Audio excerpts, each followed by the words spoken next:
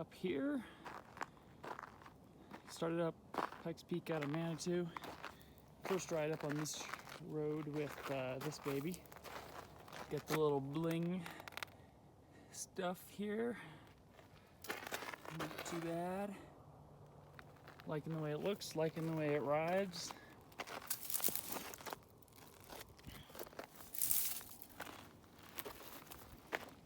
Making sure, you know, I don't get anything on me.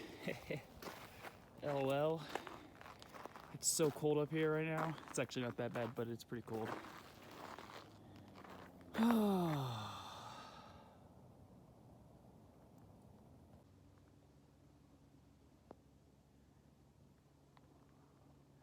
It's so bright I washed everything else out. I'm gonna start back down. Got all my warm stuff on, but I'm pretty sure it's still gonna be cold. As I stopped, I've been up here for a few minutes taking pictures of the bike, and I'm starting to get cold, so later. Hello from Ethanistan. Right here I have my built up new bike. I've done a few rides on it, so I figured I'd make a little video about it. Specialized S-Works Epic Hardtail. I went with the SRAM XX1 wireless shifting and dropper seat post, and then I went with the XTR, I forget the model number, but it's not the lightest one, the cross-country one. I went a little bit beefier with the 4-piston for the brakes. I did 180 rotors, and then let's see here, went with the Stages XTR power meter, dual-sided, because I wanted to be able to compare my left and right. Been very happy with it so far. One of the things I've noticed is that it actually helps me kind of control myself at the beginning of a ride, not go too crazy. Let's see here, what else is interesting? Envy wheels, Envy rims, that is, and then I went with the DT 240S hubs, both front and rear. Pretty sweet. Been very happy with the wheels. So today I went and rode one of the big climbs I like to do, and with the power meter kind of being able to kind of gauge where I'm at a little better. Normally I just do heart rate, or sometimes not even that, but having the power meter was pretty cool, to be able to really kind of pin it right where I'm still figuring out where it is, like what I can handle for X amount of time. I'm trying to kind of do some big rides to figure that out, but it's nice to be able to actually gauge where you're at. This is the first time I've ridden like 1 or 2 rides with power meters here and there, but I've never owned one, so that was pretty cool. And then on the descent of that thing, it's not technical, it's just like gravel, and there's a few places where there's like washout ruts and stuff, but it's a pretty fast like service road descent for the most part, but loose gravel.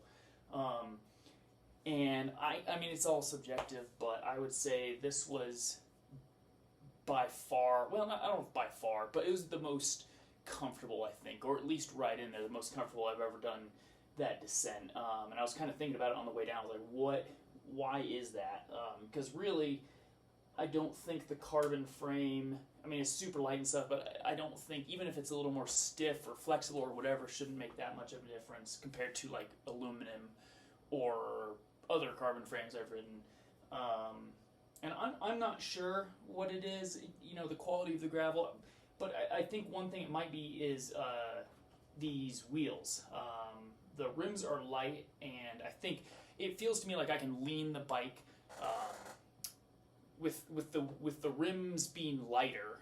I can lean the bike easier. It doesn't resist as much, and I think that plays a big difference. And then these are 2.35 Ardent Race, and so they're definitely wider than what I'm used to. I think I was technically on like 2.2s, but 2.35, these ones are to my eye noticeably thicker, wider than tires I've been on in the past. So that was pretty cool. A lot of fun descent.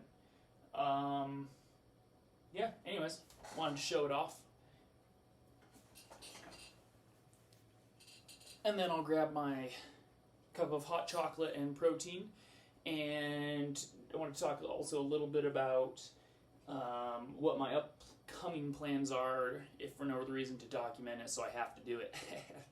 But I've been talking about in previous videos making my own bike, frame that can take a pinion. That is still the plan, and I kind of slowed my plan down because insurance helped pay for this with my stolen bike, but I dumped a good chunk of my own money into this.